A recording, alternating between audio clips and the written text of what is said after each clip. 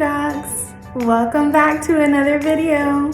My name's Brianna, and in this video I'm going to share with you my story time and how I got into the Johns Hopkins Post-Bacc program.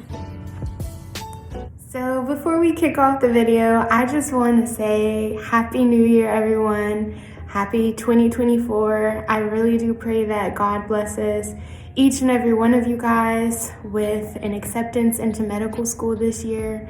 And if you didn't apply last year and you're waiting on an acceptance, then I pray that He blesses you to be able to complete whatever endeavors that you have on your agenda this year so that you can continue working hard to get to your ultimate goal, to become a doctor. And I'm just praying that God is with you, that He blesses you guys, gives you peace, gives you strength, and gives you fortitude in this new year. So now I'll go ahead and start off the video. So the question is, how did I get into the Johns Hopkins Post-Bacc program? So really, it's a story time.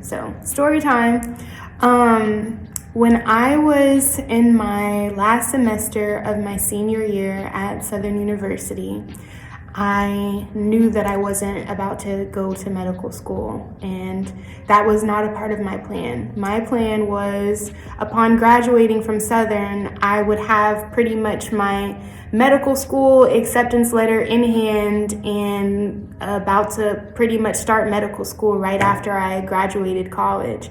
But my MCAT score was not, up to par, and I was really at a loss with what my next steps were going to be. So I had a conversation with my med school advisor, and she really told me that I should apply to different post-bacc programs, and they could really help me get some more knowledge, also improve my GPA if I needed that, and really just give me some guidance and counseling with how can I get into medical school, how can I improve my MCAT score, how can I make some more network connections and things of that sort. So I talked to my mom after having the conversation with my medical advisor, and I was like, hey, this is what her suggestion is, that I should apply to post-bacc programs. Neither of us knew what a post-bacc program was, but so we just started scouring the internet, going to Google, of course, and just saying, hey, what different post-bacc programs are there for pre-med students? And my mom actually happened to come across the Johns Hopkins post-bacc program that they had. And it turns out that I was able to meet the different prerequisites that they had. I'm gonna try my best to see if I can find what those requirements are. So if any of you guys are interested in applying in that post-bacc specifically, I'll try to put some of those links, or at least some of the pages in this video.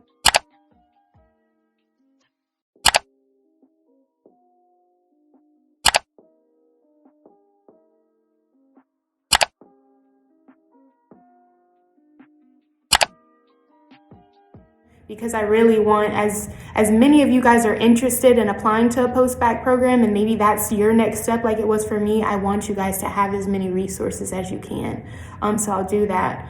But like I said, I had the prereqs, and I was really nervous about applying, but my mom, she was like, go for it, What's the worst that can happen? You meet the requirements. If they say no, then they say no.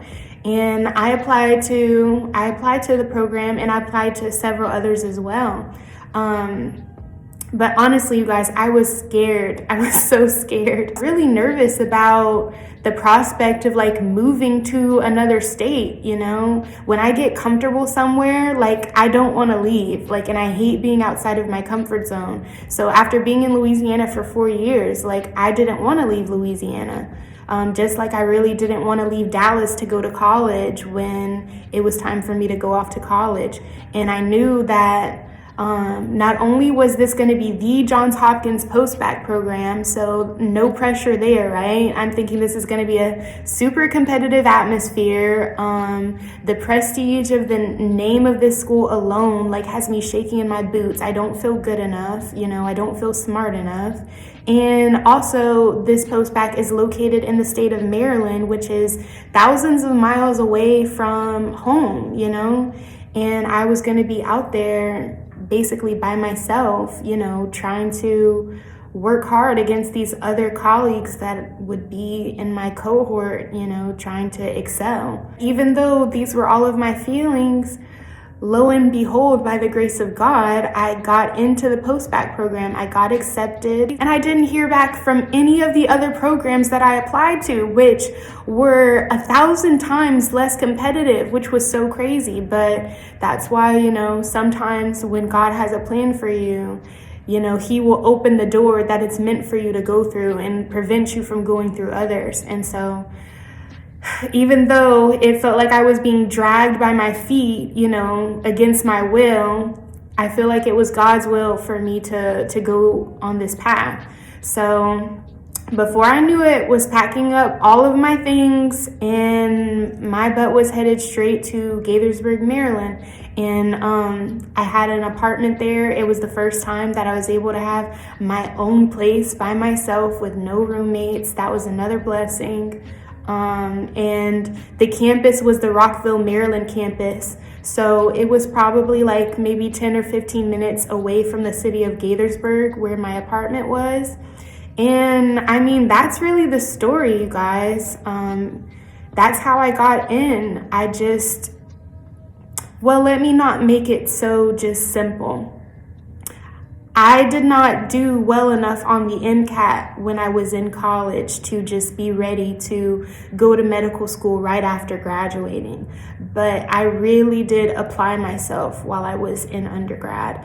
I performed really well in all of my academic courses, and I finished college with like a 3.76 GPA. So I did really well in my classes overall, and having a good GPA, having some clinical experiences under my belt. Like, I did research all 4 years of college. I also did some volunteering with different on-campus organizations I was involved in. Like, I was a student ambassador on my campus. I was involved in like Beta Kappa Chi and other different scientific organizations, Natural Hair Society, other things like that. But all of those experiences, even though they may seem small, as long as you do apply yourself and you get involved and you perform well in school, like, it really can set you up for what your next step may be if it's not medical school in the timing that you want it to be. So I would just advise everyone, while you're in undergrad,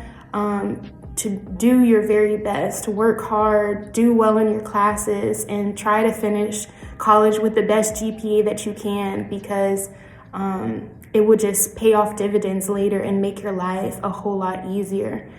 Because that's honestly how I got accepted into the program. I was able to have the qualifications I needed coming out of college to meet all of their criteria and standards for me to be a viable applicant. And I was able to show them my personality and the different traits that I have to offer to their program and to their cohort and their class.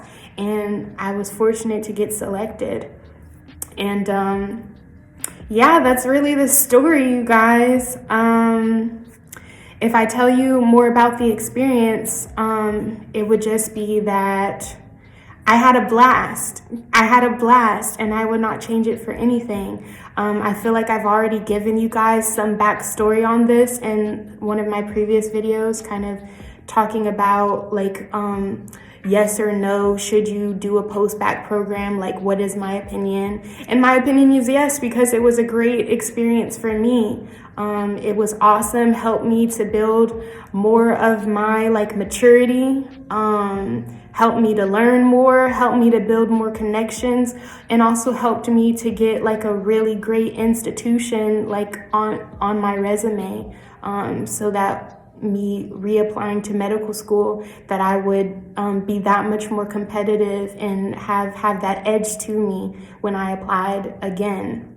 So yeah, overall, I would say if you guys are interested in applying to a post-bac program, that Johns Hopkins post-bac program is amazing. I would 100% vouch for them and say that I think that you would have a wonderful experience, and they could really help you out whenever you are ready to apply to medical school. And they have great advisors, they have amazing courses, and if you're as fortunate as I was, you should have a really good group of colleagues around you supporting you, who you're able to have fun with while you're there too. But if Hopkins isn't meant for you and you want to apply to a different post-bac program, I think that that's amazing. Figure out which program you think would be best for you.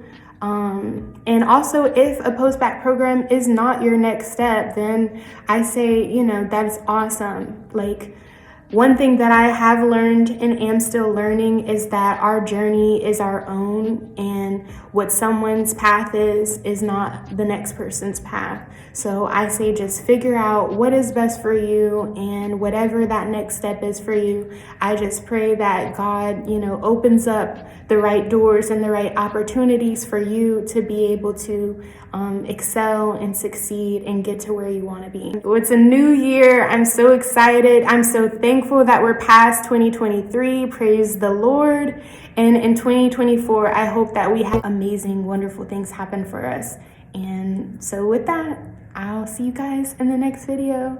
You guys take care. Bye-bye. Soften up the mess, drop it in the water, let the daughter find her image with the rest. She'll be learning how to breathe, spinning through identity, reveal another pretty little scheme. Save her mind, hold her hand, and don't believe a lie. You understand.